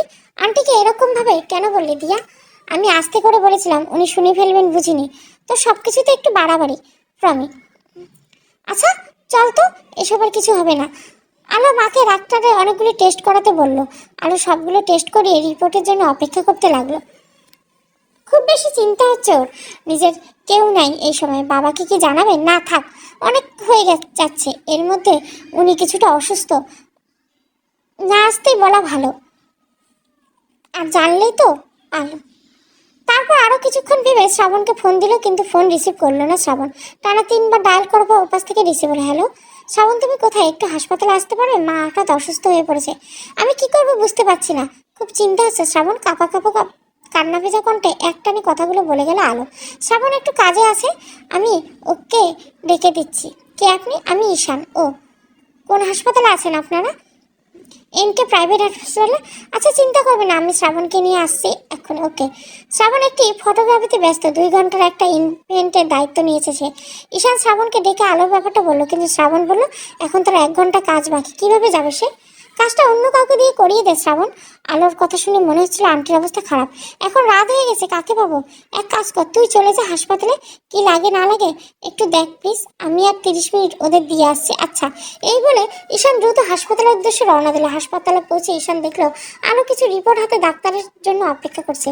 আলো, কি অবস্থা এখন আন্টি? ঈশান, ভালো না বলে আলো ঈশানের আশেপাশে তাকালো, আর কাউকে দেখতে পেল না। ঈশান বুঝতে পারছে শ্রাবণ একটা কাজে আটকে গেছে, শেষ করে চলে আসবে। ও, রিপোর্ট দেখানো হয়েছে? না, বেশ কিছুদিন ধরে অপেক্ষা করছি। আচ্ছা আমি আসছি বলে ঈশান সামনে গেল। তারপর রিপোর্ট দেখানোর ব্যবস্থা করলো। ডাক্তার সামনে বসে আছে ঈশান ও আলো। ডাক্তার কিছুক্ষণ রিপোর্ট দিকে তাকিয়ে তারপর বলল, আপনারা পেশেন্টের কি হন? আমি ওনার মেয়ে। কি হয়েছে আমার আমার? আলো, আরও আগে আসা উচিত ছিল আপনার। ওনার আলসার হয়েছে, ইনফেকশন অনেকটা বেড়ে গেছে। দ্রুত ভালো চিকিৎসা না করলে ক্যান্সারের রোগ নেবে। ডাক্তারের কথা শুনে খুব বড় রকমের ধাক্কা খেলো আলো। এর মানে এর সমস্যা ওর মায়ের আগ থেকে ছিল, তিনি ওকে কিছু বলেননি। কিন্তু এখন কি হবে ভাবতে আলোর ভিতর কেঁপে উঠতে লাগলো। যা তা করতে হবে, আপনারা করুন ডাক্তার সাহেব, আমার মাকে সুস্থ করে দিন। চিকিৎসা কিন্তু অনেকটা ব্যয়বহুল। কত টাকা লাগবে? প্রথম ধাপে 2 লাখ টাকা লাগবে, তারপর অবস্থা বুঝে অন্য ধাপে। এত টাকা? সব মিলিয়ে কত টাকা লাগবে ডাক্তার? আনুমানিক 6-7 লাখ। এত টাকা? সারা শরীর কাঁপছে আলোর, এত টাকা সে পাবে কোথায়? তবু বললো আপনারা চিকিৎসা শুরু করুন, আমি যেভাবে হোক টাকার ব্যবস্থা করব। আচ্ছা, আপনি এই কাগজটা নিয়ে রিসেপশনে যান, ওরা বাকিটা বলে দেবে। বলে একটা কাগজ ডাক্তার এগিয়ে দিল আলোর দিকে। আলো বসা থেকে উঠে বাইরের দিকে হাঁটতে লাগলো। পা যেন খুব ভারী হয়ে গেছে তার, এগুলোতে চাইছে না। ঈশান কি বলবে ভেবে পাচ্ছিল না। এতক্ষণ শুরু চুপচাপ ডাক্তারের কথা আর আলোর কথা শুনছিল। ডাক্তারের কাছ থেকে খানিকটা এগোতে হঠাৎ মাথা ঘুরে গেল। হঠাৎ আলো পড়ে যাচ্ছে দেখে ওকে ধরে ফেললো ঈশান। তারপর একটু ফাঁকা জায়গা নিয়ে বসালো আলোকে, আর চোখে মুখে পানি ছিটিয়ে দিল। আস্তে আস্তে জ্ঞান ফিরিয়ে এলো আলো। তারপর উঠে পড়তে চাইলো সে, কিন্তু ঈশান তাকে উঠতে দিল না। আপনি এখানে উঠবেন না, একটু রেস্ট নিন, এখানে বসে আমি ওদিকটার বিষয় বুঝে আসছি। আচ্ছা। তারপর ঈশান আলোর মায়ের চিকিৎসার জন্য ব্যবস্থা করতে শুরু করলো। প্রায় 1 ঘন্টা পর শ্রাবণ হাসপাতালে এসে পৌঁছালো। দেখলো আলোর মাকে কেবিনে ভর্তি করা আছে, আর আলো ও ঈশান দুইজন ঘরের 2 প্রান্তে বসে আছে। কি অবস্থা এখন আন্টির? আলো। শ্রাবণ, ভালো না। কি হয়েছে? শ্রাবণ সবটা খুলে বললে আলোকে। সরি আলো, আমি একটা কাজে আটকে গেছিলাম, তাই আগে আসতে পারিনি। বুঝতে পেরেছি। তুমি চিন্তা করো না, সব ঠিক হয়ে যাবে, আমরা সবাই আছি। কিছুক্ষণ পর শ্রাবণের ফোন বেজে উঠলো। ওর মা ফোন দিয়েছে। হ্যালো মা, কোথায় তুই শ্রাবণ? আমি বলেছিলাম আজকে তাড়াতাড়ি বাসায় আসতে, আর তুই এখনো এলি না। মা, আজ বোধহয় আমি ফিরতে পারবো না। কি বলছিস? কিন্তু কেন? আলোর মা হাসপাতালে, আমার এখানে থাকতে হবে। আলো আমাকে আমার বন্ধু, কিন্তু বাসায় তোকে আসতে হবে শ্রাবণ, খুব জরুরি দরকার। কি সেটা? এলেই বুঝতে পারবে, তাড়াতাড়ি আর জরুরি না হলে নিশ্চয় আমি তোকে এত করে বলতাম না। আচ্ছা আসি। ফোন রেখে শ্রাবণ আলোকে বলল, আলো, মা ফোন করেছিল, বাসায় নাকি খুব জরুরি দরকার, আমাকে যেতে হবে। ও যাও, তুমি চিন্তা করো না, আমি কাজ শেষ করে আবার আসবো, ততক্ষণে ঈশান থাকবে, যা প্রয়োজন ওকে বলো। আচ্ছা। তারপর আলো ঈশানকে গিয়ে বললো, দোস্ত প্লিজ একটু দেখিস, আমি আসছি। না গেলে হয় না? না রে, জরুরি দরকার না হলে মা এতবার করে বলে না। আচ্ছা যা তাহলে। রাত 2:12 বাজতে চলছে, শ্রাবণ এখনো এলো না। কিছু খাওয়া দাওয়া হয়নি আলো ও ঈশান। আলোর যে মামা এসেছিল সাথে, ওনার বাসার স্ত্রী একা আছে বলে উনি চলে গেলেন। ঈশান একবার আলোকে খাবারের কথা বলেছে, কিন্তু আলো খাবে না বলে না করে দিয়েছিল। তাই আরো এখন আলোকে জিজ্ঞাসা না করে ঈশান খাবার আনতে বাইরে বেরিয়ে গেল। আলোর মাকে ঘুমের ইঞ্জেকশন দিয়ে ঘুম পাড়িয়ে রাখা হয়েছে। আলো ওনার পাশে বসে, যার দু চোখ বেয়ে অশ্রু ঝরছে। নিজেকে খুব অসহায় লাগছে আজ। আশা করেছিল শ্রাবণ পাশে থাকবে, কিন্তু সে অন্য এক কাজে ব্যস্ত হয়ে পড়লো। আর যে ছেলেটাকে পছন্দ করে সেই আজ ক্রমাগত সাহায্য করে যাচ্ছে, কিন্তু তার সাথে মন খুলে কোনো কথা বলতে পারছে না আলো। ঈশান নিজেকে সবসময় দূরে সরিয়ে রাখে, কিন্তু কেন এমন করছে তা বুঝতে পারছে না আলো। শ্রাবণ বাসায় ফেরার পর দেখছে ওর বাবা বাসায় অনেক লোকজন। প্রথমে বিষয়টা বুঝতে পারেনি শ্রাবণ, পরে ওর মাকে জিজ্ঞাসা করার পর বুঝতে পারলো। শ্রাবণের মামাতো ভাইয়ের এক মেয়েকে নিয়ে এসেছে শ্রাবণের বাসায়। মেয়েটি বাসা থেকে পালিয়েছে। মেয়েটি বলেছে যে ওর পরিবারের লোকজন ওকে জোর করে বিয়ে দিচ্ছিল, আর সে শ্রাবণের মামাতো ভাই অয়নকে ভালোবাসে, তাই পালিয়ে এসেছে। কিন্তু মেয়ের অভিভাবক উল্টো কেস করে থানায় যে ছেলেটা ভুলিয়ে ভালিয়ে ওদের মেয়েকে নিয়ে আসে। এ নিয়ে পুলিশ এসেছে শ্রাবণদের বাসায়। তারপর শ্রাবণের মা নিজের ভাইদের খবর দিয়ে নিজেদের বাসায় আসার জন্য বলেছে। মেয়ের পরিবারের লোকজনও এসেছে, সবাই মিলে এখন বিচার বসছে। সবাই অপেক্ষা আছে ফলাফলের। মেয়ের বাড়ির লোকেরা অনেকটা ভেজাল করলো, কিন্তু মেয়েটি অনেক শক্ত। আর সেই এক কথায়, যেহেতু মেয়েটি সাবালিকা, তাই আইন মেয়ের কথা মতো ছেলের পরিবারকে মেয়েটিকে মেনে নিতে বললো, আর মেয়ের পরিবারকে সবটা মেনে নিতে বললো। কিন্তু মেয়ের পরিবার সবকিছু মেনে নিল। তারা আর মেয়ের মুখ দেখবে না বলে চলে গেল। রাত অনেকটা হয়ে যাওয়ায় শ্রাবণের মা আর নিজের ভাইপো আর মেয়েটিকে যেতে দিল না। তাদের বাড়ি শহর থেকে অনেকটা দূরে। মেয়েটি অবিরাম কেঁদে যাচ্ছে। অয়ন পাশে এসে বসে দেখছে। শ্রাবণ এসব দেখে অয়নের পাশে গিয়ে বসে ওর মাথায় একটা থাপ্পড় মেরে বলল, কিরে, এই বয়সে এত বড় কাজ করে ফেললি? আর লজ্জা দিও না দাদা, আমার কিছু করার ছিল না এছাড়া। বুঝলাম, এখন যে মেয়েটি কাঁদছে চুপচাপ দেখছিস কেন? কি করব? সে তার বাবা মার জন্য কাঁদছে, তুই সান্ত্বনা দিবি? কি বলে দিব? মেয়ে নিয়ে পালাতে জানিস, আর কি বলে সান্ত্বনা দিবি জানিস না গাধা। অয়ন চুপ হয়ে ভাবতে লাগলো শ্রাবণ কথা। শ্রাবণ বললো মেয়েটিকে, বল, এই যে ম্যাডাম, এত কান্নার কিছু নেই, সব ঠিক হয়ে যাবে আস্তে আস্তে। আমার নাম লিলি, কাঁদো কাঁদো গলায় উত্তর দিল মেয়েটি। বোঝা যাচ্ছে ম্যাডাম সম্বোধন তার ঠিক পছন্দ হয়নি। মনে মনে হাসলো শ্রাবণ। তারপর অয়নের কানে কানে বললো, ওকে বল তাড়াতাড়ি সংসারে মন দিয়ে বাচ্চা কাচ্চা ফুটিয়ে ফেলতে পারলে নাতি নাতনির মুখ দেখে ওর বাবা মা রাগ করে থাকতে পারবে না। এখন কান্নার কোনো প্রয়োজন নেই। ইস ভাইয়া, কি যে বলো তুমি। ভুল কি বললাম? তুই সিনেমা দেখিস না? এইটুকু সান্ত্বনা তোকে শিখিয়ে দিতে হবে কেন? ছোট ভাইয়ের বউ বলে তো ওকে কিছু বলতে পারবো না, তাই তোকে বললাম। কাজে লেগে পড়ো বৎস। আমি গেলাম। হা হা। অয়নার কিছু না বলার সুযোগ না দিয়ে সেখান থেকে বেরিয়ে গেল শ্রাবণ। তারপর তার মাকে বললাম, মা সব মিটে গেছে, এবার আমাকে যেতে হবে।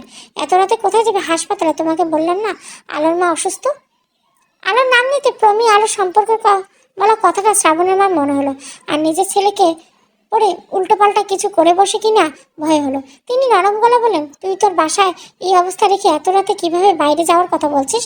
এখানে তো কাল যেতে পারবি। তোর দুই মামা কত আপসেট হয়ে আছে।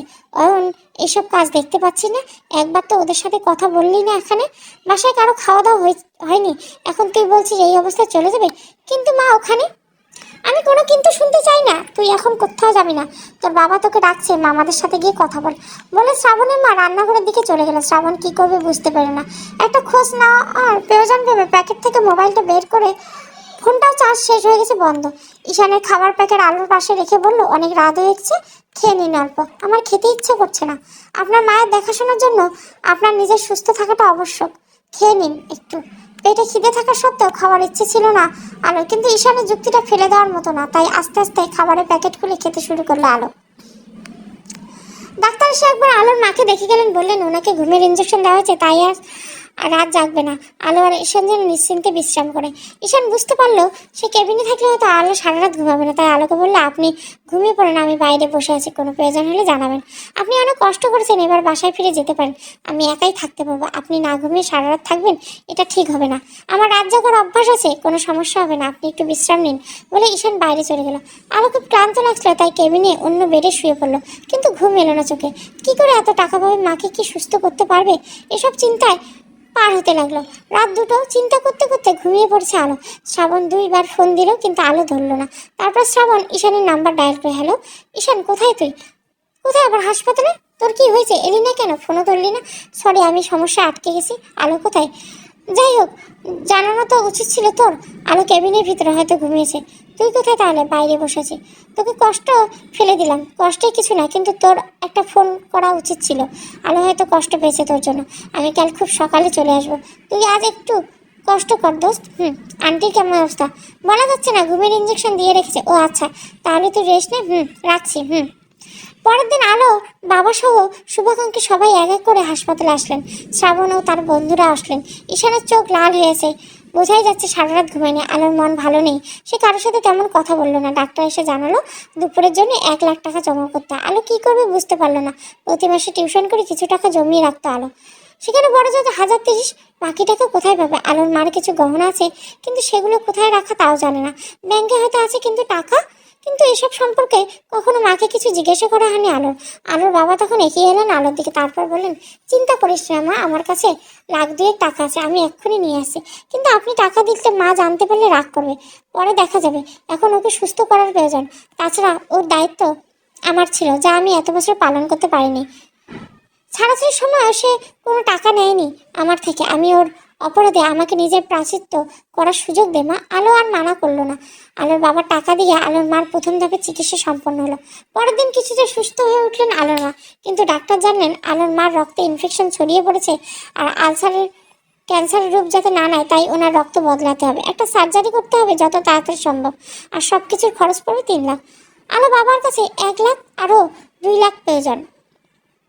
আলো ব্যস্ত হলে পড়লো টাকা ম্যানেজ করতে। মায়ের কাছ থেকে গহনা, ব্যাংকের টাকার তথ্য জেনে নিয়ে তোলার চেষ্টা করতে লাগলো। আলো জমানো টাকা সবকিছু মিলিয়ে 1 লাখ, কিন্তু বাকি 1 লাখ।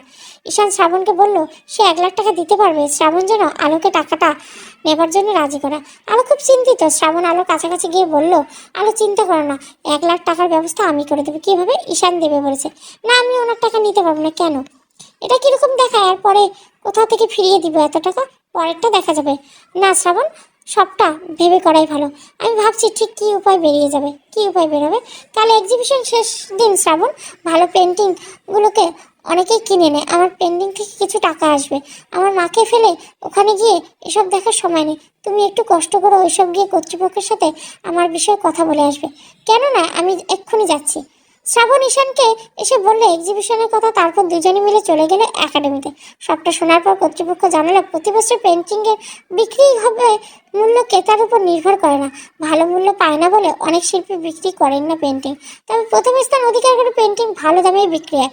শ্রাবণ বলল আলোর টাকার প্রয়োজন, তাই পেন্টিংটা বিক্রি করে দিতেই হবে সে।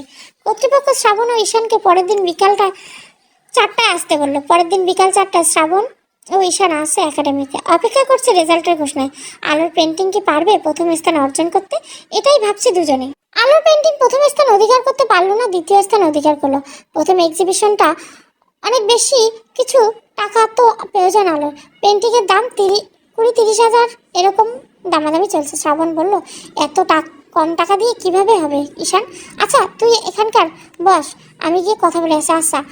ঈশান গিয়ে কর্তৃপক্ষের সাথে কথা বললো, কিন্তু তারা জানালো পেন্টিংয়ের দাম এত বেশি উঠতে পারে না, আর যাই উঠবে সেখান থেকে একাডেমি এক অংশ রাখে নিজেদের ফান্ডে। তারপর ঈশান নিজেই পেন্টিং কেনার সিদ্ধান্ত নিল। আলোর এই অসামান্য পেন্টিং নিজের কাছে রেখে দেওয়ার ইচ্ছে ঈশানের আগ থেকে ছিল, কিন্তু এটা আলো জানুক তা ঈশান চায় না। আর এখন শ্রাবণের সাথে রয়েছে। ঈশান নিজের থেকে একটি ছদ্মনামে পেন্টিংটা 80,000 টাকায় কিনে ফেললো, আর একাডেমি যে অংশ রাখবে সেটা আলাদা করে দিয়ে দিল। পুরো 1 লাখ টাকায় পেন্টিং বিক্রি করে হলো আলোর। মনে সন্দেহ জাগতে পারে, তাই এ কাজ করা যাবে না। 80,000 টাকায় পেন্টিং বিক্রি হয়েছে শুনে অবাক হলো শ্রাবণ। ঈশানকে জিজ্ঞাসা করলে এত টাকা দিয়ে কে কিনলো রে? তুই কি এমন করলি গিয়ে ওখানে? আমার ওই আঙ্কেল ইউকে থাকেন, ওনার পেন্টিংয়ের খুব শখ, তাই ওনাকে দিয়ে কিনিয়ে নিলাম। খুব ভালো করেছে। আচ্ছা চল এবার হাসপাতালে। দ্বিতীয় স্থান অধিকারকারীর কথা শুনে শ্রাবণ আলোকে জানিয়েছিল, কিন্তু পেন্টিংয়ের বিক্রির ব্যাপারে কিছুই জানানি। হাসপাতাল পৌঁছলে আলোর হাতে টাকার প্যাকেট দিয়ে বললো আলো, তোমার পেন্টিং 80,000 টাকায় বিক্রি হয়েছে। এত টাকা দিয়ে কে নিল? সবাই আমাদের ঈশানের ক্রেডিট। ওর আঙ্কেল ইউকেতে থাকে, ওনার পেন্টিংয়ের খুব শখ, তাই ওনাকে দিয়ে তোমার পেন্টিং কিনিয়েছে ঈশান। ও ধন্যবাদ আপনাকে। ঈশানের দিকে তাকিয়ে বললো আলো। ঈশান সৌজন্য শুনে বললে মাথা নাড়িয়ে আলোর কথায় উত্তর দিল। বাকি 20,000 টাকা শ্রাবণ ও তার 4 বন্ধু মিলে দিতে চেয়েছিল, কিন্তু আলোর বাবা বলে উঠলেন উনি দিতে পারবেন এইটুকু টাকা। আলো টাকাগুলো হাসপাতালে জমা করলেন। তারপর আলোর মায়ের চিকিৎসা শুরু হলো। কিছুদিন পর আলোর মা আস্তে আস্তে অনেকটা সুস্থ হয়ে উঠলেন। ডাক্তার বলেছে এবার তাকে বাড়ি নিয়ে যাওয়া যাবে। এই কয়েকদিন হাসপাতালে থাকা, ঠিক মতো খাওয়া দাওয়া, ঘুম হওয়া না হয় আলো অনেক শুকিয়ে গেছিল। তার উপর মায়ের সুস্থতা নিয়ে চিন্তা। তবে এই কদিন শ্রাবণ ও তার বন্ধুরা আলোকে অনেক সাপোর্ট করেছেন, যা আলোর কাছে অনেক বেশি পাওয়া মনে হচ্ছে। হাসপাতাল থেকে মাকে বাড়ি নিয়ে এলো আলো। ডাক্তার বলেছেন ভয়ের কিছু নেই, নিয়ম মেনে থাকলে আর সমস্যা হবে না। শ্রাবণের মা কয়েকদিন থেকে অনেক দুশ্চিন্তায় ভুগছেন। আলো নামের মেয়েটার প্রতি শ্রাবণের আগ্রহ ওনাকে অনেক বেশি ভাবাচ্ছে। শ্রাবণ ওনাকে আলোর ছবি দেখিয়েছিল, যে ছবির জন্য ওকে ফটো কম্পিটিশনে এক ধাপ করে এগিয়ে যাচ্ছে। সেই থেকে ওনার ভাবনায় শুরু। মেয়েটা অনেক কালো, যদি শ্রাবণের মেয়েটার সাথে কোনো সম্পর্ক চলে যায় তাহলে উনি কি করবেন? কেন কালো মেয়েকে কিছুতেই ঘরের বউ হিসেবে মানতে পারবেন না তিনি। তাই ঠিক করলেন শ্রাবণের সাথে এ বিষয়ে কথা বলবেন। রাতের খাবার শেষে টিভি দেখছেন শ্রাবণ। ওর মা এসে ওর পাশে বসলেন। তারপর কথা শুরু হলো। শ্রাবণ, তোর চাকরির কি খবর? সেদিন না বললি কোন একটা অফিসে ইন্টারভিউ দিয়ে এসেছিস? চাকরিটা বোধহয় হয়ে যাবে মা, কাল পরশুর ভিতরে জানা যাবে। হয়ে গেলে ভালো। আমার আজকাল শরীর ভালো থাকে না প্রায় সময়, ঘরে একজন সাহায্যের মানুষ থাকলে ভালো হতো। আচ্ছা আমার চাকরিটা হলে বাসায় কাজের লোক রেখে দেবো। আমি কাজের লোকের কথা বলছি না। তাহলে কি বলছো? তোর বিয়ের ব্যাপারে ভাবছি আমি। আহা, আমার এখনো বিয়ের সময় আসেনি মা। কেন আসবে না? তোর বয়সী ছেলেরা কি বিয়ে করছে না? পাগল হয়েছে তুমি? আমার এখনো পড়াশোনা শেষ হয়নি। সে তো আর কয়েকটা মাস পরে শেষ হবে। তাও এখন বিয়ের কথা ভাবছি না। কি ভাবছিস? আলো না কালো মেয়েটার কথা? কি তুই কি মনে করিস আমি কিছু বুঝি না? মেয়েটার সাথে তোর এত ভাব কিসের? ওমা আমার বন্ধু। ও তোর ছোট হবে, তাহলে বন্ধু হয় কিভাবে? আর বন্ধুদের কার সাথে কেমন তুই তা তো আমি বুঝি। এরকম কি আগে কখনো দেখিনি? যাই হোক, বন্ধু যখন তাহলে বন্ধুই থাক। আমার বান্ধবী শিলার মেয়ে সুইটিকে তো চিনিস? হ্যাঁ চিনি, কিন্তু কেন? ওকে আমার ঘরের বউ করে আনবো ঠিক করেছে। হ্যাঁ, ও তো অনেক পিচ্ছি মা। পিচ্ছি কোথায়? ইন্টারমিডিয়েট পাস করে ফেলেছে। বলো কি? আমি তো ভাবতাম স্কুলে পড়ে। মজা করিস না, কথাটা মাথায় রাখি। চাকরিটা হয়ে গেলে তোর বিয়ে। আচ্ছা সামনে দেখা যাবে, এখন যাও তো, মুভি দেখছি। রাতে শুয়ে শুয়ে আলোর কথা ভাবতে লাগলো শ্রাবণ। মা হঠাৎ এমন করে বললেন কেন? আলোর প্রতি কি সত্যি তার আগ্রহ বেশি? এটা কি শুধু আগ্রহ নাকি অন্য কিছু? আচ্ছা আলো এ ব্যাপারে কিছু ভাবছে, দেখি একটু ওর মনোভাব যাচাই করা। এই ভেবে শ্রাবণ আলোকে ফোন দিল। হ্যালো আলো, কি করছো? শ্রাবণ, এই তো শুয়ে আছি। আচ্ছা আলো, তোমাকে একটা প্রশ্ন করা ছিল। বলো, আমরা কি শুধুই বন্ধু নাকি? হঠাৎ শ্রাবণের এমন কথা শুনে ঘাবড়ে গেল আলো। তাহলে কি শ্রাবণ বুঝতে পেরেছে ওর অনুভূতি? সেও কি তার মনের অন্য অনুভূতি অনুভব করছে? বুকের ভিতরটা ধুকপুক করতে শুরু করলো আলো। কাঁপা কাঁপা কণ্ঠে বলল, নাকি কি, নাকি এর চেয়ে বেশি কিছু? তুমি কি এর চেয়ে বেশি কিছু অনুভব করছো? ঠিক বুঝতে পারছি না। তুমি? জানি না। তোমার গলার স্বর কাঁপা কাঁপা লাগছে কেন? কোথায় লাগছে না তো? কি বলেছিলে আগে তা বলো। সেটা না হয় কাল সামনাসামনি তুমি বলবো। আচ্ছা, ঘুমাও তাহলে, কাল দেখা হচ্ছে। কোথায়? কফি শপে। আচ্ছা, শুভরাত্রি। শুভরাত্রি। কিরকম একটা অনুভূতি আর উত্তেজনা। রাতে ভালো ঘুম হলো না আলো। শ্রাবণ কি ফাইনালি তাকে ভালোবাসে বলবে কাল? ভাবতেই সারা গায়ে শিহরণ দিয়ে উঠছে আলোর। পরের দিন বিকেলবেলা শ্রাবণ কফি শপে বসে আছে শ্রাবণ ও আলো। আলো নর্মালি তেমন সাজগোজ করেন না, কিন্তু আজ একটু গাঢ় কাজল পড়েছে, ঠোঁটে লিপস্টিক আর হাতে কিছু চুড়ি। অনেকক্ষণ যাবৎ দুজনই চুপচাপ বসে আছে। এক পর্যায়ে শ্রাবণ বলল, কি কিছু বলো, তুমি বলো। তুমি কি বন্ধু ছাড়া অন্য কিছু ফিল করো আমায়? তুমি কি মনে করো? মাথা নিচু করে বললো আলো। প্রশ্নটা আমি করেছি, তাতে কি? বলো, করো কিনা? হ্যাঁ সূচক মাথা নাড়লো আলো। শ্রাবণ মৃদু হেসে বললো, এতে লজ্জা পেতে তোমায় প্রথম দেখেছি। একথা শোনার পর আলো চোখ তুলে তাকাতে পারলো না আলোর দিকে। টেবিলের উপর থেকে একটি হাত রাখা ছিল আলোর। শ্রাবণ নিজের হাতটা বাড়িয়ে আলোর হাতের উপর লাগলো। এই অনুভূতিটুকু আলোর বন্দি করে রাখলো তার মনের মধ্যে। শুরু হলো তার জীবনের নতুন মন। 2 দিন পর চাকরি পেয়ে গেল শ্রাবণ। তারপর কিছুদিন ভালোই চলছিল আলো আর শ্রাবণের সম্পর্ক, কিন্তু হঠাৎ বিপত্তি নেমে এলো। শ্রাবণের মা জানতে পেরে গেলেন আলো আর শ্রাবণের সম্পর্কের ব্যাপারে। সেই থেকে ওনার প্রেশার বেড়ে গেল। শ্রাবণ কি করবে ভেবে পেল না। না পারছে আলোকে কিছু বলতে, না পারছে ওর মাকে। 2 দিন পর ফটোগ্রাফি কম্পিটিশনের রেজাল্ট দিল। আলোর ছবিটি প্রথম স্থান অধিকার পেয়েছে। হাজার লাইক কমেন্ট শেয়ার করেছে ছবিটিতে। রেজাল্ট শুনে শ্রাবণ খুশিতে আত্মহারা হয়ে গেল। তার উপর কম্পিটিশনের আয়োজন কমিটি আরও একটি গেট নিউজ জানালো, যারা বিজয়ী হয়েছেন তারা তাদের লাইফের পার্টনারকে 50% ডিসকাউন্টে তাদের সাথে ট্যুরে নিয়ে যেতে পারবেন। শ্রাবণ আলোকে নিয়ে যেতে চাইলো তার সাথে, কিন্তু মাকে কিভাবে ম্যানেজ করবে বুঝতে পারলো না। তার মায়ের কথা, উনি কালো মেয়েকে ঘরের বউ করতে পারবেন না। প্রথম মাসের বেতন পাওয়ার পর শ্রাবণ সবার জন্য কেনাকাটা করলো, বন্ধুদের সবাইকে টিপ দিল। তারপর আলোকে দেখা করতে বলবো তাদের পছন্দের সেই কফি শপে। আলো আর শ্রাবণ সামনাসামনি বসে আছে। শ্রাবণ বলল, আলো আমি অনেক কিছু ভেবে ফেলেছি। কি বলেছি? আগে তোমার জন্য গিফট এনে দেখি। বলো একটা প্যাকেটে আলো দিকে এগিয়ে দিল শ্রাবণ। আলো প্যাকেটে অনেক খুশি মনে খুললো, কিন্তু গিফট দেখে আলো অবাক। আলো ভেবেছিল শ্রাবণ ওকে শাড়ি উপহার দিবে, কিন্তু এসব কিছুই বুঝতে পারলো না আলো। এগুলো কি? ব্যবহার করলে বুঝতে পারবে। মানে কি? কিসের জন্য ব্যবহার করব? এগুলো অনেক ভালো মানের ক্রিম লোশন। এগুলো ব্যবহার করলে তুমি আস্তে আস্তে ফর্সা হয়ে যাবে। কি? চোখ মুখ কুঁচকে বললে আলো। এরকম রিয়াক্ট করছো কেন? আমি তো তোমার কথাই ভেবে। তোমাকে আর ভাবতে হবে না আমার কথা শ্রাবণ। আমি তো ভাবতেই পারছি না যে তুমি আমাকে এরকম করে বলতে পারো। এভাবে বলছো কেন? তোমার কি আমাকে এভাবে গ্রহণ করতে সমস্যা হচ্ছে? আমি কেমন তা কি তুমি আগে দেখোনি? আমার যখন গায়ের রং নিয়ে এতই সমস্যা, তাহলে কেন জড়িয়েছিলে আমার সাথে? সমস্যা ঠিক আমার না আলো। একটু শোনো, আমার কথা বোঝার চেষ্টা করো। আলো কি শোনার বোঝার আশা আছে? আমার সব আশা স্বপ্ন এলোমেলো করে দিয়েছো শ্রাবণ তুমি। শোনো আলো, আমার মা অনেক অসুস্থ, জানোই তো। উনি আগামী সপ্তাহে আমার বিয়ে দিবেন বলে ঠিক করেছেন। আমি তোমার কথা বলার পর উনি আরও অসুস্থ হয়ে পড়লেন। উনি কিছুতেই তোমাকে বউ করতে রাজি নন। ওনার কথায় আমাদের আত্মীয় স্বজনদের মধ্যে কেউ এত কালো নয়। তোমাকে বউ করে নিলে লোকে কি বলবে? আমি এখন কি করব বলো? তোমারও কি আমাকে ফর্সা রঙে দেখলে ভালো লাগবে? বউ সুন্দর হোক, এটা তো সব ছেলেরাই চায়। আমি তোমায় খুব বেশি সুন্দর হতে হবে এমন চাইছি না, একটু মানানসই হলে হলো। তার মানে আমি তোমার সাথে মানানসই নয়? আমি ঠিক এভাবে বলিনি। অনেক সময় দেখো, আমরা কোথাও বসলে কিংবা রাস্তায় হাঁটার সময় মানুষজন কিরকম ভাবে তাকিয়ে থেকে পিছনেও কথা বলে, এগুলো দেখতে আমার ভালো লাগে না। ধন্যবাদ শ্রাবণ এ বিষয়ে আমাকে ক্লিয়ার করে বুঝিয়ে দেওয়ার জন্য। নয়তো আমি ভুল ভাবনায় নিয়ে যেতাম তোমায় ভালোবাসে।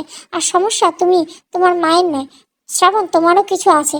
নয়তো তোমার মা এখানে ফ্যাক্ট হতেন না। তুমি ঠিক ওনাকে বোঝাতে পারতেন। আমি আসছি, ভালো থেকো। আরে তুমি প্লিজ এরকম করো না, তুমি ভুল বুঝছো আমায়। আমি তোমায় ভালো না বাসলে কি এতটা ভাবতাম? আমি তো মনে মনে ঠিক করেছিলাম যে আমি যে ট্যুরে প্যাকেজ জিতেছি সেখানে তুমি আর আমি দুজনে যাব। এমন ভালোবাসার আমার প্রয়োজন নেই শ্রাবণ, যা আমার অস্তিত্বকে বদলে দিতে চায়। ট্যুরে গেলে অন্যদের মাঝে তোমায় আমাকে নিতে অস্বস্তি বোধ হবে। তুমি বরং তোমার মায়ের পছন্দ করা সুন্দরী মেয়েকে বিয়ে করে নাও বলে আলো শ্রাবণের দেওয়া প্যাকেট টেবিলের উপর রেখে দ্রুত কফি শপ থেকে বেরিয়ে গেল। বাসায় ফেরার পথে ঈশানের সাথে দেখা হয়ে যায় আলো। ঈশান ভালো মন্দ জিজ্ঞাসা করার জন্য আলোর দিকে এগিয়ে আসলো, কিন্তু আলো তাকে দেখেও না দেখার ভান করে পাশ কাটিয়ে চলে গেল। আলো কিরকম একটা লাগছিল, কিন্তু এভাবে পাশ কাটিয়ে চলে যাওয়া খুব খারাপ লাগলো ঈশানের।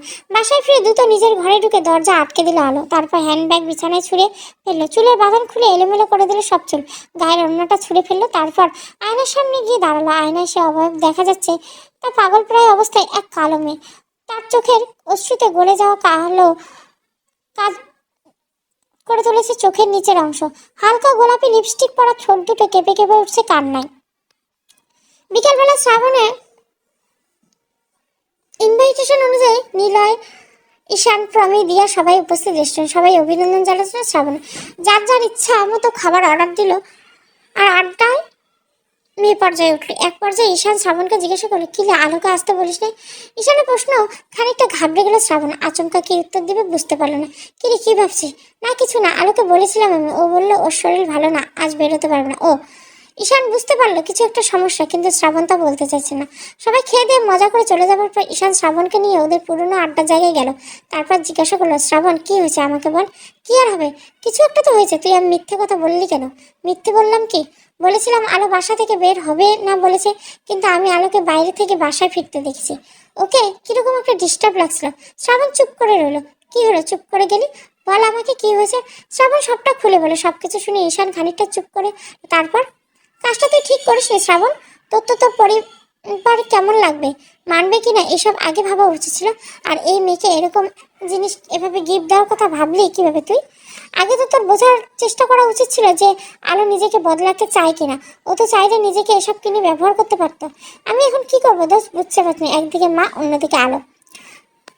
তোর মন কি বলে ভেবে দেখ। তবে আমার মতে মেয়েটার সাথে এমন করা তোর একদম উচিত হয়নি। আর তুই নিজের জায়গায় ঠিক থাকলে আন্টিকে বোঝানো খুব কঠিন হবে না মনে হচ্ছে। তুই বুঝতে পারছিস না ঈশান? আমি সব বুঝতে পারছি। তুই আগে আলোর কাছে ক্ষমা চেয়ে নে, তারপর ঠান্ডা মাথায় ভেবে দেখ তুই কি চাস। আলোর মানতে দিতে থাকলে সরাসরি কথা বলে ক্লিয়ার কর, অযথা মেয়েটার কষ্ট বাড়াস না। রাতে বাসায় ফেরার পর শ্রাবণের মা তাকে নিজের ঘরে ডাকলেন। মা বলো, বিয়ের ব্যাপারে কি ভাবলি? আমি তো বললাম মা আমি আলোকে পছন্দ করি। আমি তো সেদিন তোকে এত করে বুঝালাম, তাও তুই একই কথা বলছিস। আমি আজ আছি কাল নেই। আমার এই শেষ ইচ্ছাটা তুই রাখবি না? মা এসব বিষয়ে আলোচনা করতে ইচ্ছে করছে না। আজ আমি বেতন পেয়েছি মা, তোমার জন্য একটা শাড়ি কিনেছি, দাঁড়াও নিয়ে এসে বলে শ্রাবণ নিজের ব্যাগ থেকে শাড়ির ব্যাগ নিয়ে এলো।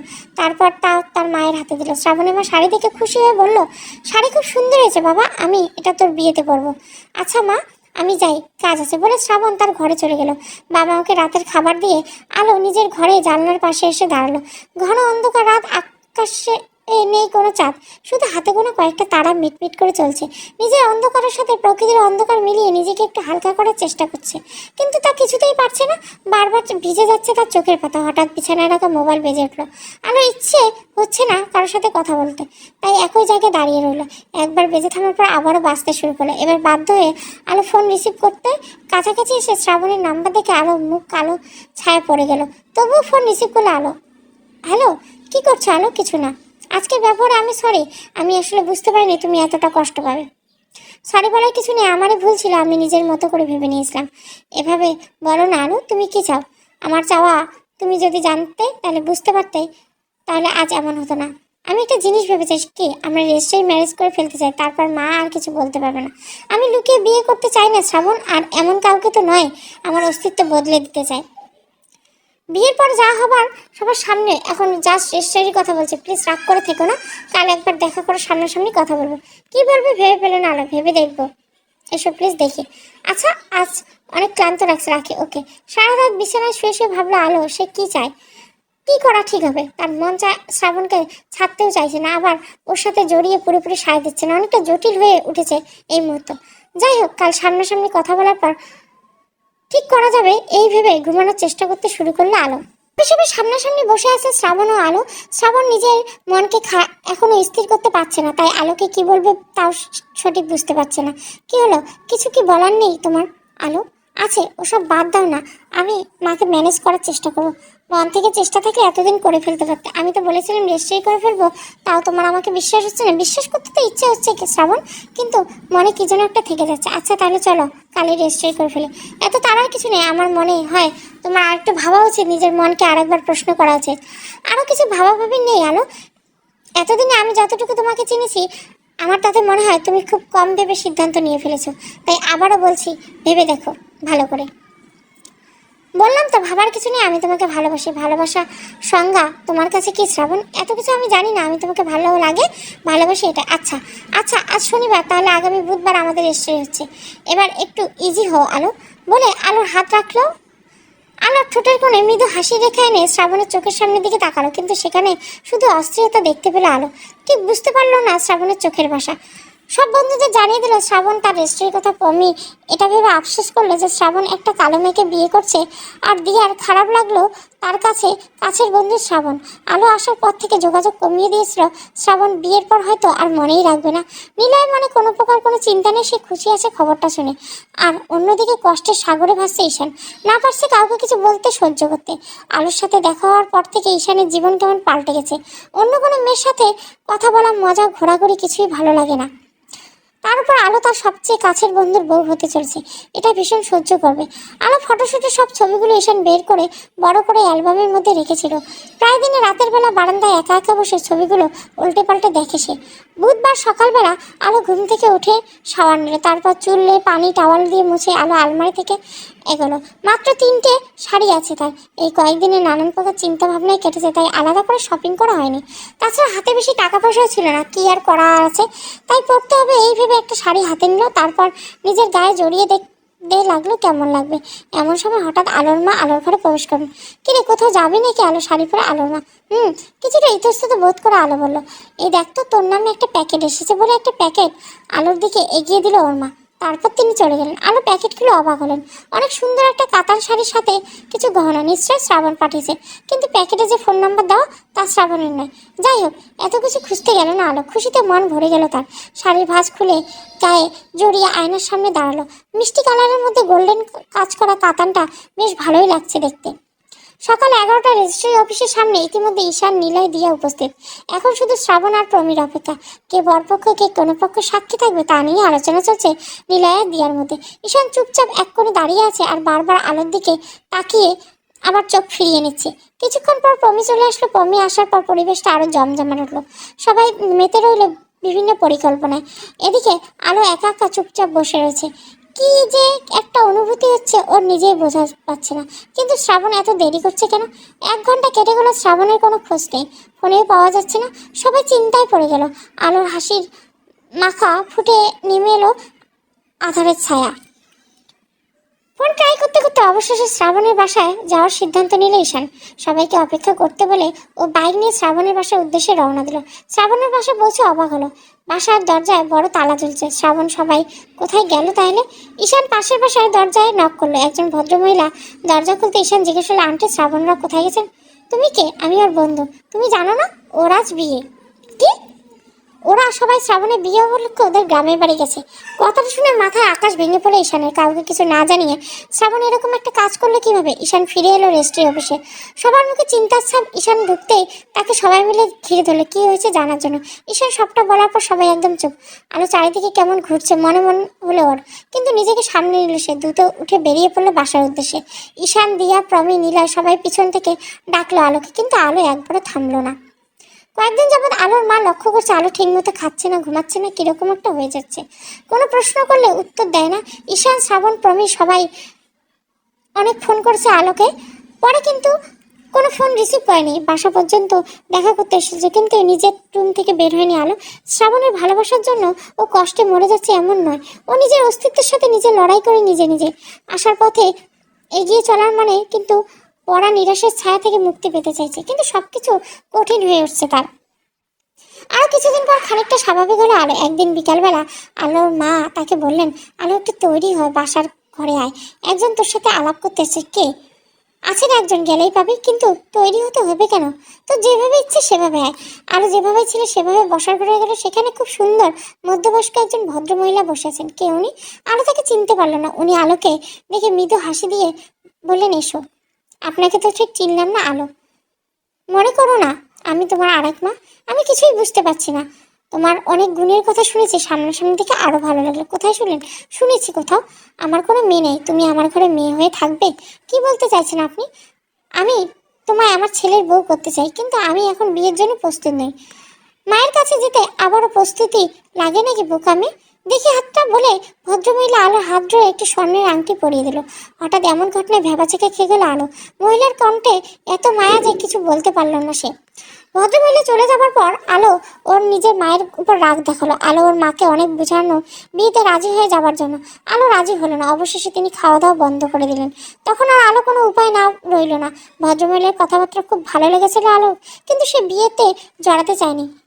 ঠিক হলো ঘরোয়াভাবে আলোর বিয়ে। পরের দিন ওর বরের বাড়ির লোক একটি রিসেপশনের আয়োজন করলো। নতুন বাড়িতে পা রাখতে গিয়ে বেশ অবাক হলো আলো। এত বড় বাড়ি গাড়ি সব এদের নিজেদের। তাহলে ওর মতো মেয়েকে বউ করে আনার কি কারণ? বরের মুখ পর্যন্ত দেখেনি এখনো আলো। রেজিস্ট্রি খাতায় সাইন করে দিয়েছিল কিছু না দেখে না জেনে। ভাগ্যকে ছেড়ে দিয়েছিল উপরওয়ালা হাতে। আলোর শাশুড়ি ওকে একটা ঘরের সামনে এনে দিয়ে বলে, ভিতরে যাও মা, আমার ছেলে তোমার জন্য অপেক্ষা করছে। আলোর মনে কিরকম একটা ভয় কাজ করতে শুরু করলো। কে অপেক্ষা করছে কে জানে? ওনার ছেলে যদি তাকে অপছন্দ করে। মনে অনেক সংশয় নিয়ে ঘরে প্রবেশ করলো আলো। সারা ঘর বিভিন্ন রঙের ফুলে সাজানো, ফ্লোরে গোলাপি পাপড়ি দিয়ে বড় বড় লাভ বানানো, তার মধ্যে লেখা আলো। দেওয়ালের দিকে তাকিয়ে আরো অবাক হলো। তার এক্সিবিশনের পেন্টিংটা এ ঘরের দেওয়ালে কিভাবে এলো? আর একটু এগিয়ে এত গুটিক একটু টেবিলের উপর অনেকগুলো ক্যান্ডেল, তার পাশে একটি বড় অ্যালবাম খুলে রাখা, সেখানে আলোর সেই ফটোশুটের ছবি। আলো কিছু মেলাতে পারছে না। ঘরের লাইটিংটা বেশ অন্যরকম, অনেক কম আলো সব কিছু দেখা যায়। রুমের সাথে বড় বারান্দা, সেখানে একজন দাঁড়িয়েছে কাপা কাপা পায়ে, সেদিকে এগুলো আলো। বারান্দা অনেক রকমের গাছ টবে সুন্দর করে করব সাজিয়ে রাখা। এক পাশে বসার জায়গা, সেখানে একটি বই পড়ে আছে। আশেপাশে একটি ছেলে বাইরের দিকে তাকিয়ে আছে। কে এই ছেলে? যে ছেলেকে যে আলোকে এতটা ভালোবেসেছে বলে মনে হচ্ছে। ছেলেটা কাছাকাছি গিয়ে দাঁড়ালো, তারপর জিজ্ঞাসা করলো, কে আপনি?